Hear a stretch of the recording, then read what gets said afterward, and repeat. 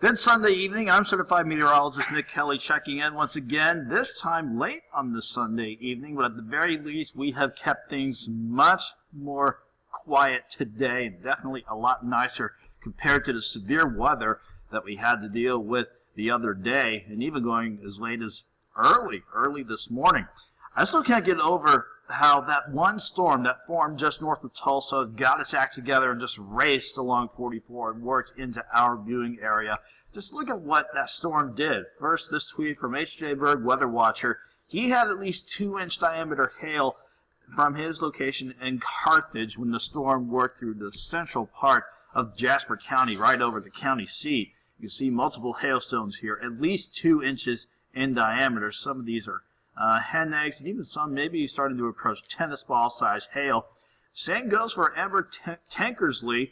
She found hail between Carterville and Carthage when the storm went through Jasper County. She had anywhere from ping pong to golf ball size hail when the storm was kind of fluctuating with its updraft strength. That's what determines how big the hailstones can get.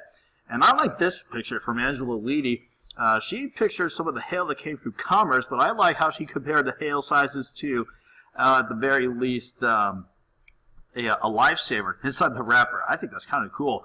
But you can even see how some hailstones might be rounded depending on the physics going on inside the thunderstorm. But this is a great example from Angela about how some of the hailstones that you can get are kind of jagged too, which again is another reason why sometimes hail can be quite dangerous.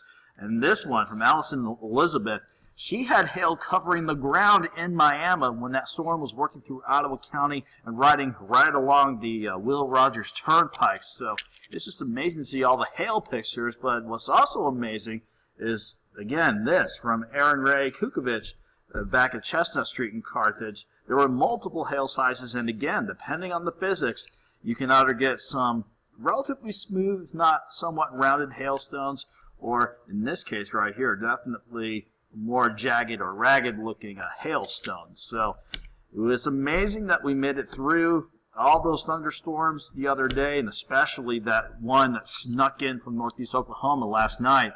But this view from 7th and Ranchline has been just quiet and nice all day long, and that's the way it's going to stay for the rest of the night. Let me hide the webcam so you can get a good view of the almanac here, at least get a proper view of the almanac. 63 for a low this morning and a high of 81. That's actually where we should be topping out for this May 28th on a normal May 28th around here. And just before the last of the rain moved out of the Joplin area, there was an additional 0.04 of an inch of rain. And look at where we sit for the month, 7.32 inches, and we're sitting at 25.25 for the year so far. So this has definitely been a wet spring season around here. At 10:48, almost 10:49, Joplin is sitting at 63 under mostly clear skies, a south breeze at 6 miles per hour. The dew point at 57, that kind of hints where temperatures will bottom out as we go through the rest of the night. So while most spots coming up on 10:49 are sitting mainly in the lower to middle 60s, I think we'll sneak back into the upper 50s as we go into the morning hours going into your Monday. This again is a much calmer, quieter, nicer view of the Skywatch Storm Tracker. Our skies have stayed quiet all day. There is some cloud cover trying to sneak in from the south. I think, though, most of us will stay mostly clear overnight. Severe weather, not an issue for us today. This has been shunted to the south as our last system continues to sink south and east and working toward the eastern seaboard of the United States and even toward the Gulf Coast. With that said, though, we have yet another cold front materializing, and that will sneak in as we go through the day tomorrow. At the very onset, though, that will not bring thunderstorm chances in here as we go through your Memorial Day. At least that's the way things look, so that is a good way to wrap up the holiday weekend tomorrow. And as, again, we honor those who have given their all as they fought for our freedoms and our country, too. Tonight, starting from the mid-60s, but we'll see temperatures drop into the upper 50s for most of you. There could be a few spots that may drop into the mid-50s, but I think most spots like Joplin will bottom out right around 58 degrees. I think we stay mostly clear, and we'll have pretty much a light south breeze, 5 miles per hour.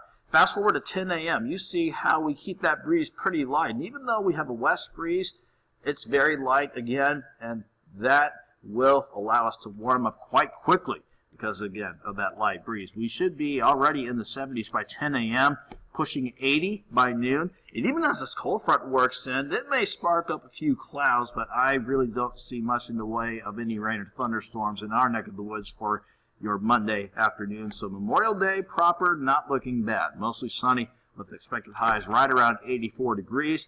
Once that front sinks south, though, it kind of falls apart, but with it still around, that could bring in maybe a shower or two going into your Tuesday morning, otherwise partly cloudy to start Tuesday out with lows near 59.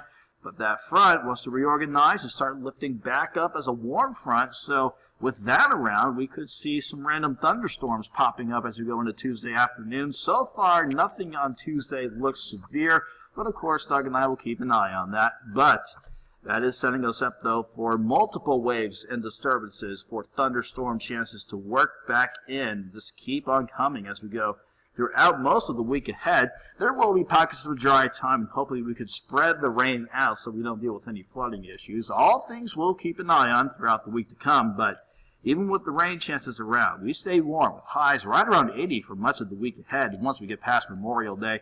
And we'll see if we can taper off the rain chances by Sunday as highs potentially drop back to 76. Have a good night, have a great Monday, and have a great Memorial Day, everybody.